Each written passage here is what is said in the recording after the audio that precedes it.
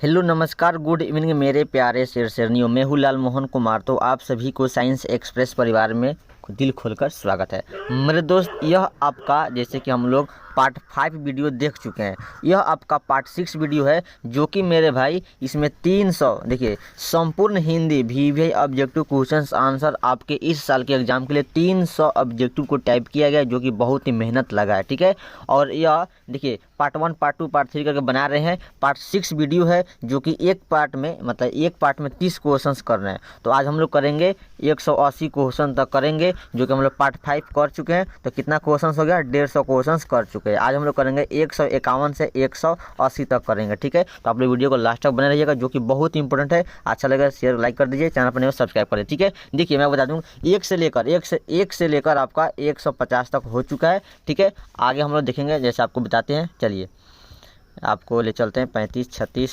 140, इधर आ गया 150। ठीक है, देखिए कल हम लोग 150 तक कर चुके थे। ठीक है, और हम लोग यहाँ से 151 से आज हम लोग आगे देखेंगे। ठीक है, क्या करेंगे, सेशन को अभी फटाफट लाइक कर दीजिए, चैनल पर नहीं हो सब्सक्राइब कर दीजिए। ठीक है, देखिए जिस दिन 300 ऑब्जेक्टिव हो जाएगा, उसी दिन में 3 से 4 दिन में समाप्त हो जाएगा। ठीक है मेरे भाई, 5 दिन में अंदर में समाप्त कर देंगे 300 ऑब्जेक्टिव को। और यह PDF आपको व्हाट्सअप ग्रुप में और टेलीग्राम ग्रुप में भेज देंगे, वहाँ से डाउनलोड कर लीजिएगा। तो व्हाट्सअप ग्रुप टेलीग्राम ग्रुप कैसे ज्वाइन हो जाए, तो आप लोग सीधे जाइए कमेंट बॉक्स में, या व्हाट्सअप वीडियो के डिस्क्रिप्शन में आप जाइए, सीधे इसी में कमेंट बॉक्स में जाइए, इसी वीडियो के कमेंट बॉक्स में जाइए, कमेंट करिए, कमेंट में जाइए ना, वहाँ पे आपको व्हाट्सअप ग्रुप का लिंक, टेलीग्राम ग्रुप का लिंक मिल जाएगा। वहाँ पे ज्वाइन हो जाइए, टेलीग्राम जरूर ज्वाइन होइए, क्योंकि रोज़ रात 9 बजे की वीडियो हो रहा है। ठीक है, चलिए स्टार्ट कर रहे हैं। देखिए 151 क्वेश्चन है, यहाँ से शुरू करेंगे, 30 क्वेश्चन करेंगे मेरे भाई। ठीक है, जो कि यह आपका पार्ट 6 वीडियो है। ठीक है, चलिए 151 क्वेश्चन है। फायदेमंद का प्रवाची शब्द है, फटाफट, बहुत ही शानदार क्वेश्चन है मेरे भाई।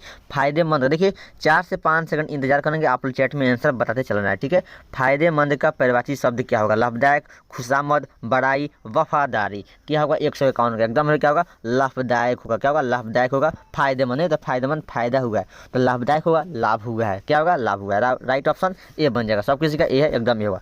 चलिए आप लोग चैट में आंसर बताते चलिए। 152 देखिए, उत्तर का विपरीतार्थक शब्द है, उत्तर का विपरीतार्थक शब्द है। विपरीतार्थक किसको बोलते हैं, मैं आपको बता दूं, जो नहीं जानता है, उल्टा शब्द। विपरीतार्थक किसको बोलते हैं? उल्टा शब्द। विलोम शब्द भी बोलता है मेरे भाई, विलोम शब्द भी कहता है। ठीक है, तो विलोम, उल्टा, विपरीतार्थक, तीनों का बात एक ही हुआ। ठीक है, तो उत्तर का विपरीतार्थक क्या होगा? उल्टा शब्द क्या होगा? तो उत्तर, ये तो देखिए जवाब तो परिवाची होगा, प्रश्नोत्तर तो परिवाची हो जाएगा, इनमें से कोई नहीं। देखिए प्रश्न, उत्तर का उल्टा प्रश्न क्या होगा? जैसे आपसे कोई प्रश्न पूछेगा तभी तो आप उसका उत्तर दोगे, तो क्या होगा? प्रश्न होगा। उल्टा शब्द क्या होगा? प्रश्न होगा। राइट ऑप्शन ए बन जाएगा, एकदम सब किसका ए है, एकदम ए सही हो जाएगा। छोटा कर देते हैं क्वेश्चन को। चलिए 153 देखिए, निम्नलिखित में से पारितोषिक तक, देखिए निम्नलिखित में से पारितोषिक तक का परिवाची शब्द कौन सा है, जो कि उतना इंपॉर्टेंट नहीं है, लेकिन देख लीजिए। ठीक, क्या होगा? 153 का बताइए तो क्या होगा? पुरस्कार होगा। क्या होगा?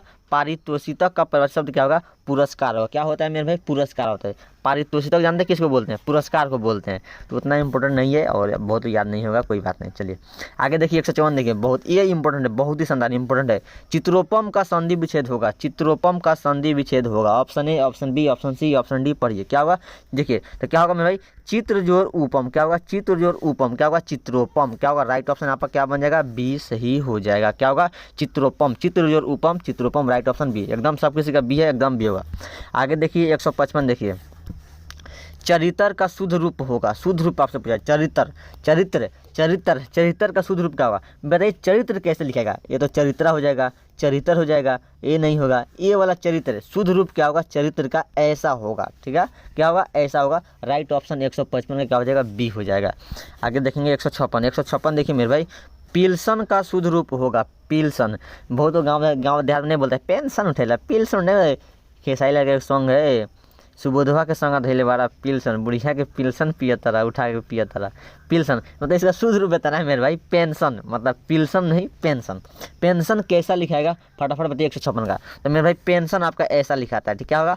पेंशन आपका ऐसा लिखाता है, पिल्सन नहीं। ठीक है, शुद्ध रूप पूछा है, शुद्ध रूप पूछा है, पेंशन ऐसा लिखाता है। आगे बढ़ेंगे, आगे देखिए अगला प्रश्न 157, दिनों का कोई हिसाब नहीं है माजे। दिनों का कोई हिसाब नहीं है माजे, किस प्रकार का वाक्य है?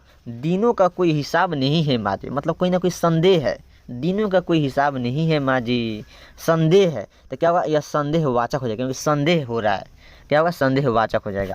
आगे देखिए अगला सवाल देखिए आप क्वेश्चन में 158, तू ऐसा क्यों हो रहा है बेटे, मतलब किसी का बेटा गलती काम कर रहा है तो पूछ रहा है तू ऐसा क्यों हो रहा है बेटे, जहीं न तहीं जाता रहता है फिरता रहता है, क्यों हो रहा है, मतलब क्या कर रहा है मेरे भाई, अपने बेटे से क्या कर रहा है, तू ऐसा क्यों हो रहा है, मतलब कौन सा सवाल पूछ रहा है, क्या होगा, कौन सा वाक्य होगा, फटाफट 158 का क्या होगा, तो एकदम भाई प्रश्नवाचक, मतलब प्रश्न पूछा जा रहा है बेटे से कि तुम बेटा ऐसा क्यों हो रहा है, क्या कारण है, क्यों ऐसा रो रहा है दिन भर, चाहे उसके लिए पागल है वो है फलाना डिमका छोड़ो, क्या होगा, प्रश्नवाचक, मतलब प्रश्न पूछा जा रहा है, क्या होगा, ऑप्शन ए बन जाएगा। क्वेश्चन में आंसर है मेरे भाई, पढ़िए तो प्रश्न सही से।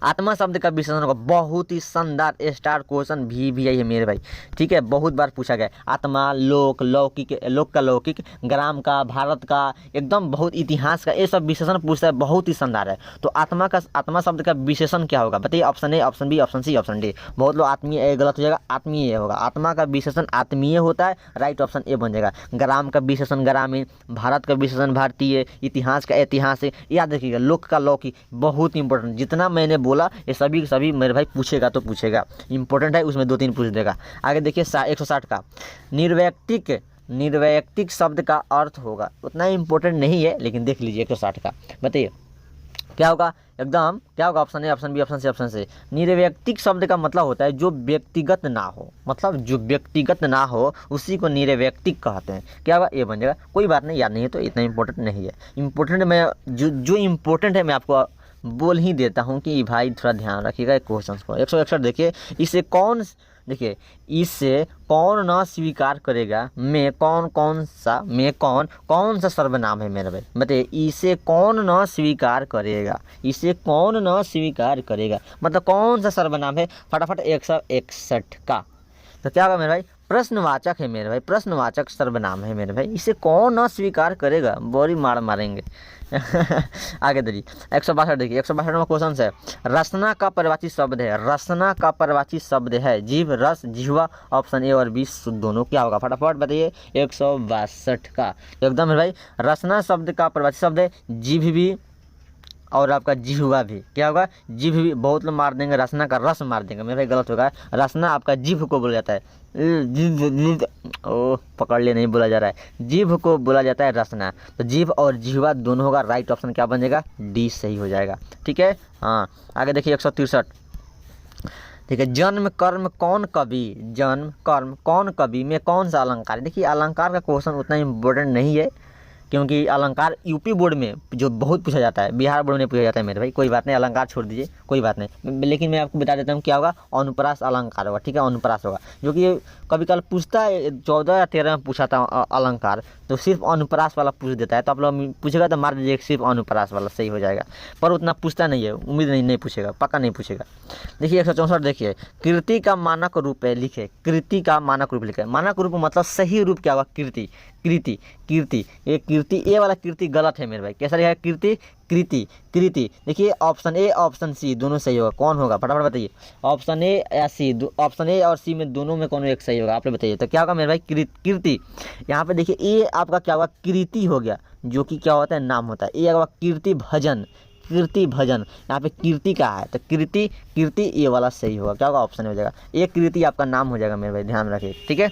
चलिए आगे बढ़ते हैं, अगला सवाल देखिए आपके सामने 165 है प्रश्न, फूल का परिवाची शब्द है, पुष्प, सुमन, प्रसून, इनमें से सभी, 165 का क्या होगा, तो मेरे भाई इनमें से सभी के सभी हो जाएगा, एकदम सब किसी का डी है, एकदम इनमें से सभी के सभी हो जाएगा, फूल का परिवाची शब्द हो जाएगा, ठीक है। चलिए आगे देखिए 166 क्वेश्चन है, कोढ़ में खाज होना का अर्थ है, कोढ़ में खाज होना का अर्थ क्या होगा, ऑप्शन ए पढ़िए, ऑप्शन बी पढ़िए, ऑप्शन सी पढ़िए, ऑप्शन डी पढ़िए, फटाफट बताइए आंसर 166 का, कोढ़ में खाज होना क्या होगा, राइट ऑप्शन आपका क्या बन जाएगा, ए बन जाएगा, दुखी व्यक्ति को और अधिक दुख देना, कोढ़ में खाज होना मतलब दुखी व्यक्ति कोई बैठा है और उसको जाइए और दुख दीजिए, उसी को कोढ़ में खाज होना बोला जाता है, राइट ऑप्शन ए बन जाएगा, ठीक है। चलिए आगे देखिए अगला सवाल 167 क्वेश्चन है, यज्ञ का लिंग निर्णय